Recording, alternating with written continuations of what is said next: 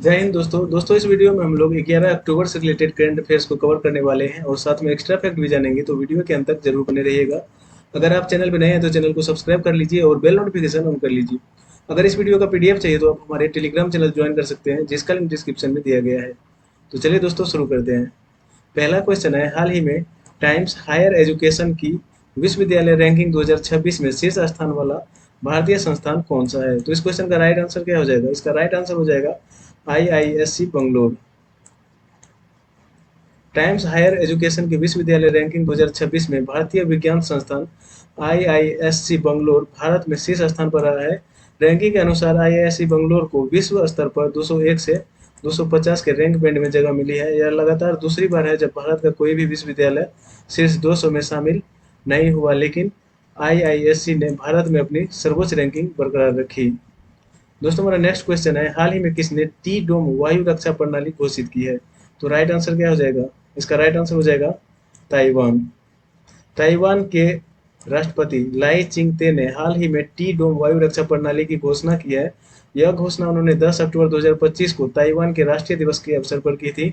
यह एक बहुस्तरीय वायु रक्षा कवच होगा जो चीन से बढ़ते सैन्य खतरों का मुकाबला करने के लिए बनाया गया है। यह प्रणाली इजरायल के आयरन डोम की तरह ही काम करेगी। टी डोम में उन्नत रडार और एआई संचालित तंत्र शामिल होंगे ताकि मिसाइलों, ड्रोन और अन्य हवाई हमलों का पता लगाकर उन्हें रोका जा सके। दोस्तों अगर बात करें ताइवान की, तो आप मैप में लोकेशन देख सकते हैं, यहाँ पे है ताइवान। ताइवान की राजधानी है ताइपेई। मुद्रा है नया ताइवान डॉलर। ताइवान की आधिकारिक और सबसे ज़्यादा बोली जाने वाली भाषा कौन सी है? मंदारिन चीनी। और अभी मैंने बताया आपको, यहाँ के राष्ट्रपति है लाई चिंग ते। तो याद रखिएगा। दोस्तों आप लोग वीडियो को लाइक नहीं करते हैं तो वीडियो को लाइक कर दिया कीजिए, क्योंकि आपका एक लाइक हमें काफ़ी मोटिवेट करता है। और अगर चैनल पर नए हैं तो चैनल को भी सब्सक्राइब कर लीजिए। नेक्स्ट क्वेश्चन है, हाल ही में दुनिया का पहला लाइव अंडर वाटर इंटरव्यू किसने आयोजित किया है? तो इस क्वेश्चन का सही आंसर हो जाएगा पलाऊ। पलाऊ की बात करें तो आप मैप में लोकेशन देख सकते हैं, यहाँ पे है पलाऊ। ये जो छोटे छोटे डॉट आपको दिख रहे होंगे, ये पलाऊ है। प्रशांत द्वीपीय राष्ट्र पलाऊ के राष्ट्रपति सुरेंगेल व्हिप्स जूनियर ने हाल ही में दुनिया का पहला लाइव अंडर वाटर इंटरव्यू आयोजित किया है। उन्होंने एस्टोनियाई ओलंपिक तैराक और पर्यावरण कार्यकर्ता मर्ले लिवांड के साथ यह इंटरव्यू किया। पलाऊ की राजधानी नगेरुलमुद है, जो 2006 से राजधानी है इसकी, और इसकी मुद्रा अमेरिकी डॉलर है।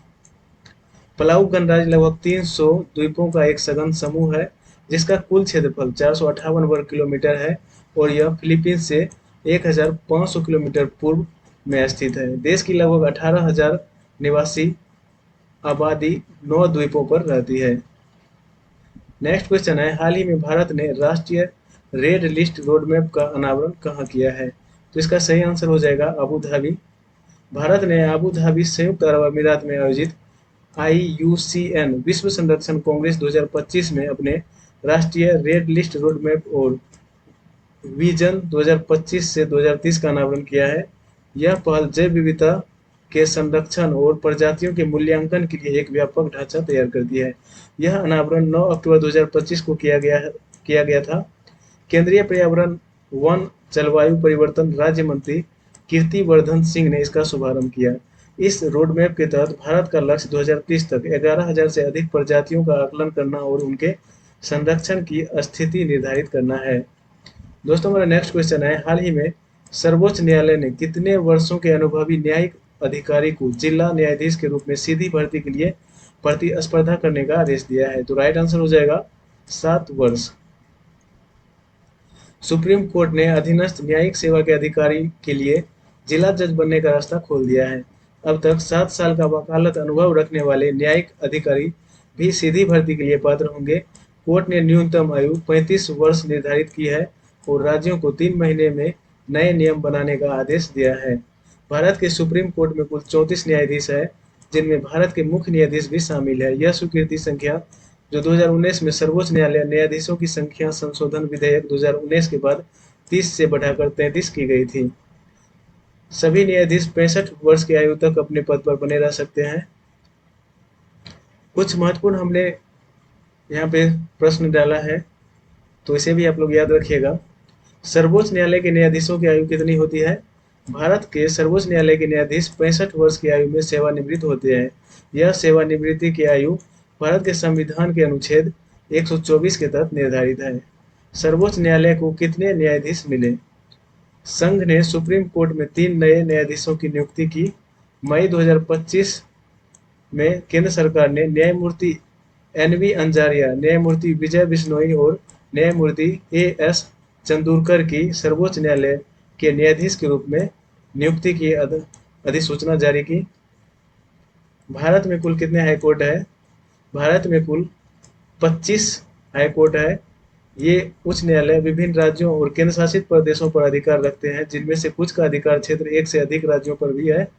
भारत का 25वां उच्च न्यायालय आंध्र प्रदेश उच्च न्यायालय है, जिसकी स्थापना 1 जनवरी 2019 को अमरावती में हुई थी। यह एक राज्य के रूप में आंध्र प्रदेश के लिए स्थापित किया गया था। दोस्तों, हमारा नेक्स्ट क्वेश्चन है, हाल ही में वन्य जीव संरक्षण अधिनियम 1972 में संशोधन करने वाला पहला राज्य कौन सा है? तो इस क्वेश्चन का राइट आंसर हो जाएगा केरल। केरल हाल ही में वन्य जीव संरक्षण अधिनियम 1972 में संशोधन करने वाला पहला राज्य है, जिसे मानव वन्य जीव संघर्षों को कम करने के उद्देश्य से एक संशोधन विधेयक पारित किया है। यह संशोधन केंद्र सरकार से आग्रह करता है कि उन जंगली जानवरों को चयनात्मक रूप से मारने की अनुमति दी जाए जो मानव जीवन या कृषि के लिए खतरा पैदा करते हैं। यह पहली बार है जब किसी राज्य ने इस केंद्रीय कानून में इस तरह का संशोधन प्रस्तावित किया है। नेक्स्ट क्वेश्चन है, हाल ही में स्पार्क 4.0 किसने लॉन्च किया है? तो राइट आंसर क्या हो जाएगा? इसका सही आंसर हो जाएगा आयुष मंत्रालय। हाल ही में आयुष मंत्रालय के तहत केंद्रीय आयुर्वेद विज्ञान अनुसंधान परिषद ने स्पार्क 4.0 2025 से 26 लॉन्च किया है। यह पहल आयुर्वेद में अनुसंधान को बढ़ावा देने के लिए एक छात्रवृत्ति कार्यक्रम है। इसका उद्देश्य देश भर के आयुर्वेद के स्नातक छात्रों के बीच वैज्ञानिक जिज्ञासा और अनुसंधान की प्रवृत्ति को प्रोत्साहित करना है। नेक्स्ट क्वेश्चन है, हाल ही में विश्व मानसिक स्वास्थ्य दिवस 2025 कब मनाया जाएगा? तो इस क्वेश्चन का राइट आंसर हो जाएगा ऑप्शन नंबर डी, 10 अक्टूबर। विश्व मानसिक स्वास्थ्य दिवस 2025 हाल ही में 10 अक्टूबर 2025 को मनाया गया है। यह दिन हर साल 10 अक्टूबर को दुनिया भर में मानसिक स्वास्थ्य के मुद्दों के बारे में जागरूकता बढ़ाने के लिए मनाया जाता है। नेक्स्ट क्वेश्चन है, हाल ही में 2025 के नोबेल शांति पुरस्कार के लिए किसे चुना गया है? तो इस क्वेश्चन का राइट आंसर हो जाएगा मारिया कोरिना मचाडो। ये है मारिया कोरिना मचाडो। इनको अभी 2025 का नोबेल शांति पुरस्कार वेनेजुएला की विपक्षी नेता मारिया कोरिना मचाडो को दिया गया है। उन्हें यह पुरस्कार वेनेजुएला के लोगों के लिए लोकतांत्रिक अधिकारों को बढ़ावा देने और तानाशाही से लोकतंत्र में न्याय संगत तथा शांतिपूर्ण परिवर्तन प्राप्त करने के संघर्ष के लिए मिला है। नॉर्वेजियन नोबेल समिति ने 10 अक्टूबर 2025 को ओस्लो में पुरस्कार की घोषणा की। 58 वर्षीय मचाडो को समिति ने हाल के वर्षों में लैटिन अमेरिका में नागरिक साहस का एक उत्कृष्ट उदाहरण बताया है। दोस्तों, हमारा अगला सवाल है, हाल ही में स्वदेशी उत्पादों को बढ़ावा देने के लिए कौन सी राज्य सरकार ने स्वदेश मेले का आयोजन कर रही है? तो इस क्वेश्चन का राइट आंसर हो जाएगा उत्तर प्रदेश। उत्तर प्रदेश अभी स्वदेशी उत्पादों को बढ़ावा देने के लिए राज्य भर में स्वदेश मेले का आयोजन कर रही है। उत्तर प्रदेश सरकार ने दिवाली से पहले 9 से 19 अक्टूबर 2025 तक राज्य के सभी 75 जिलों में स्वदेश मेले का आयोजन किया। इसका उद्देश्य राज्य के सूक्ष्म लघु और मध्यम उद्यमों, खादी, हथकरघा और हस्तशिल्प उत्पादों को बढ़ावा देना है। मुख्यमंत्री योगी आदित्यनाथ ने इन मेलों की शुरुआत गोरखपुर से की है। दोस्तों, हमारा अगला सवाल है, हाल ही में जारी विश्वविद्यालय रैंकिंग 2026 में कौन सा देश शीर्ष पर रहा है? तो इस क्वेश्चन का राइट आंसर हो जाएगा अमेरिका। नेक्स्ट क्वेश्चन है, हाल ही में अमेरिका ने किस देश को मानव निर्मित उन्नत मध्यम दूरी के हवा से हवा में मार करने वाली मिसाइलों की आपूर्ति से इनकार कर दिया है? तो इस क्वेश्चन का राइट आंसर हो जाएगा पाकिस्तान। हाल ही में अमेरिका ने पाकिस्तान को नई उन्नत मध्यम दूरी के हवा से हवा में मार करने वाली मिसाइलें की आपूर्ति करने से इनकार कर दिया है। अमेरिकी दूतावास ने उन मीडिया रिपोर्टों को झूठा बताया है जिनमें दावा किया गया था कि पाकिस्तान को एक नए रक्षा सौदे के तहत ये मिसाइलें मिलेंगी। दोस्तों, हमारा नेक्स्ट क्वेश्चन है, हाल ही में किस राज्य के राज्यपाल ने सरदार @150 एकता मार्च का शुभारंभ किया है? तो इसका सही आंसर हो जाएगा पंजाब।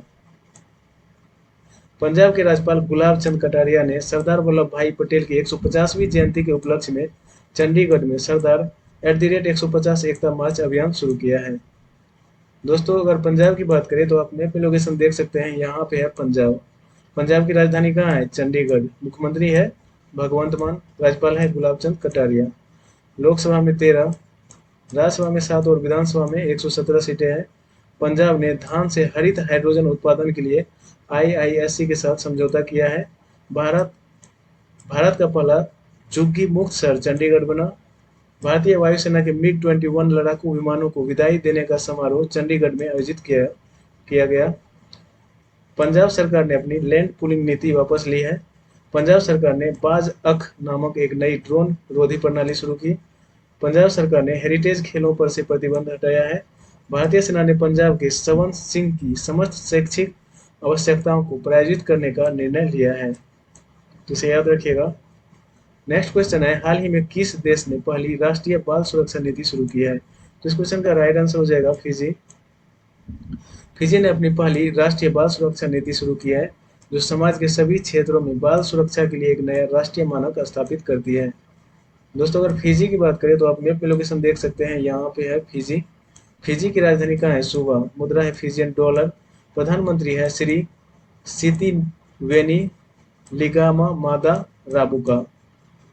राष्ट्रपति है रातू नाइकामा लाल बालावू। अगला सवाल है, हाल ही में मिसेज यूनिवर्स का ताज किसने जीता है?